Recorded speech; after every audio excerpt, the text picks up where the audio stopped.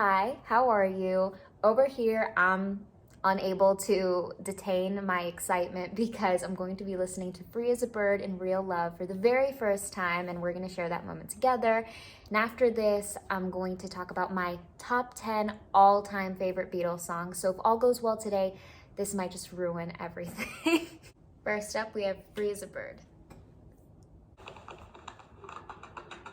Like a bird's wings flapping, on brand.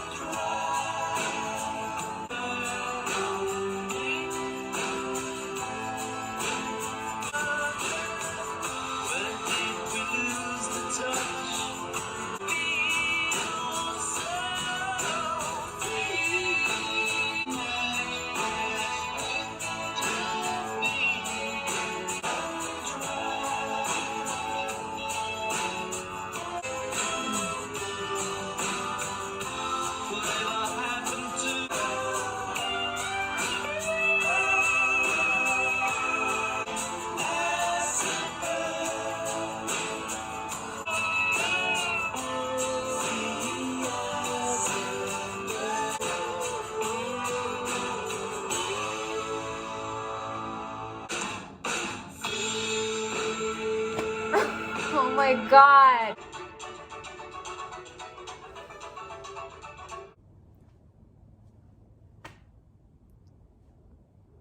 What is there to say? What can I say? What can I tell you? I mean, the Beatles have yet again made the impossible possible.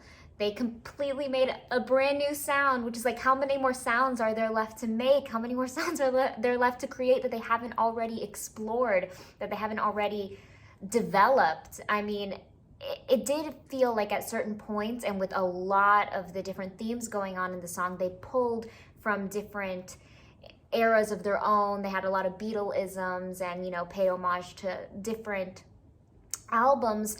Yet this doesn't feel like it belongs to any specific one. It completely stands alone. It conveys that completely melancholy feeling. It's drenched in nostalgia and reminiscence. Right away with this special intro of the bird flapping around. This is a device that they've used before, that tone setting. We've had them tuning the guitars on Sgt. Pepper's, right, to set the tone that we're about to listen to a live performance, a show, and we're invited.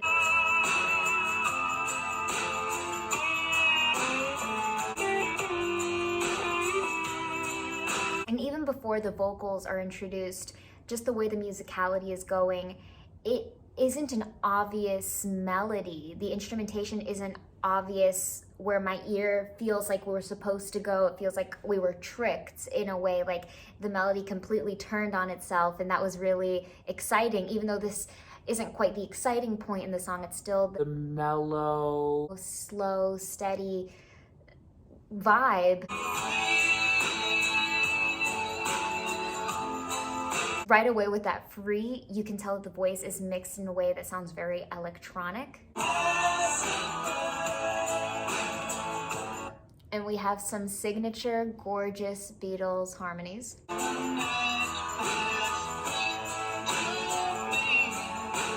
And there we have the voice further mixed where it sounds really, really cool and unidentifiable.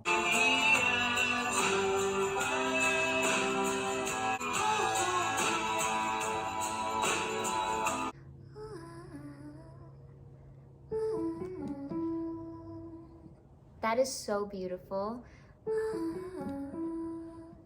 Even just that small little ad-lib is so gorgeous and adds so much to the sound, because at least to my ear, it doesn't sound very Beatles-esque. So just throwing that in there is something so beautiful. It's like a rose.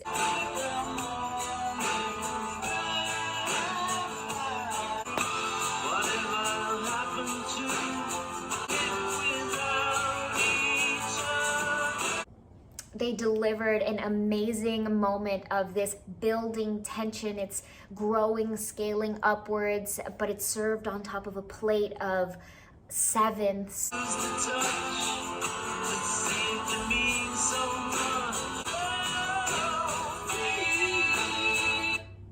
So beautiful. They gave us that satisfying peak.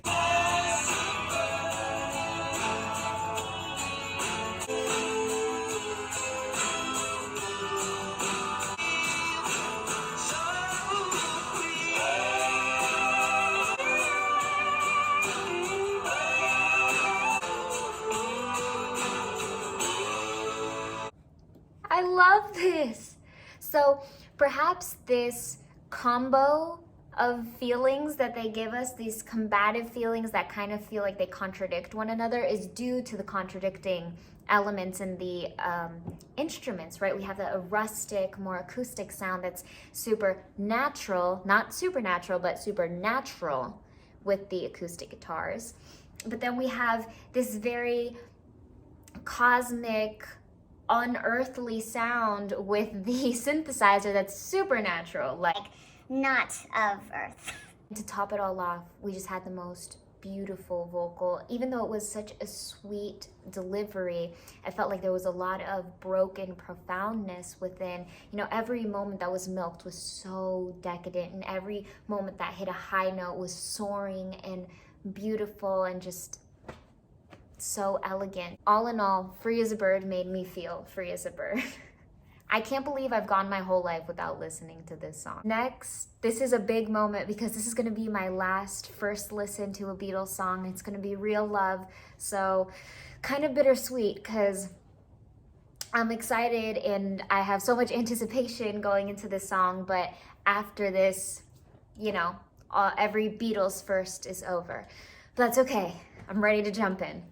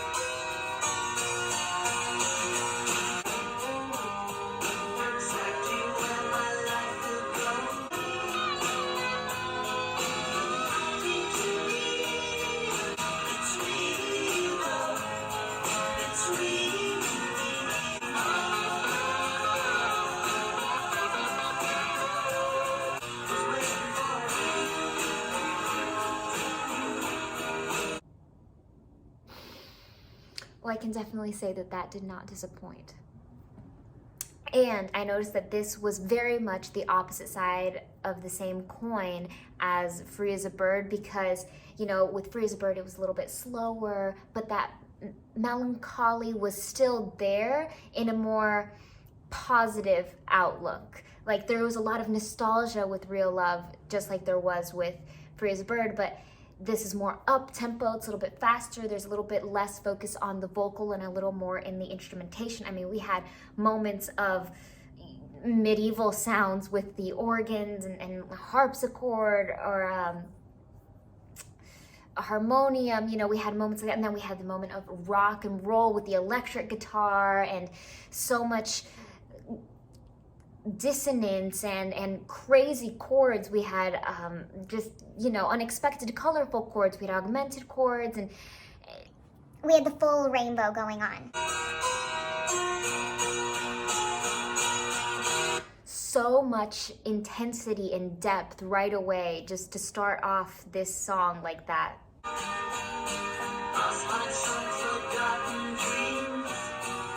And then when the vocal comes in, there's like a cloudiness about it. Like it is faded and pushed down a little bit, and the instruments are hyped up and amped a little bit higher.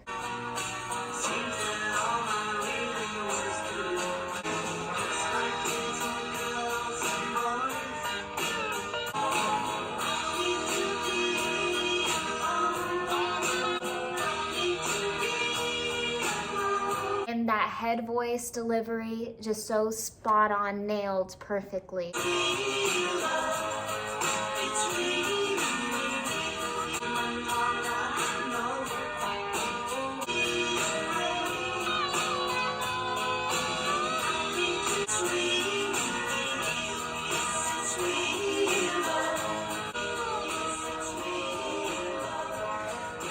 Well, if this didn't give me a lot to think about, then nothing will. Thank you. I hope that you have a wonderful day or night or whatever time it is that you're watching this. Take it easy.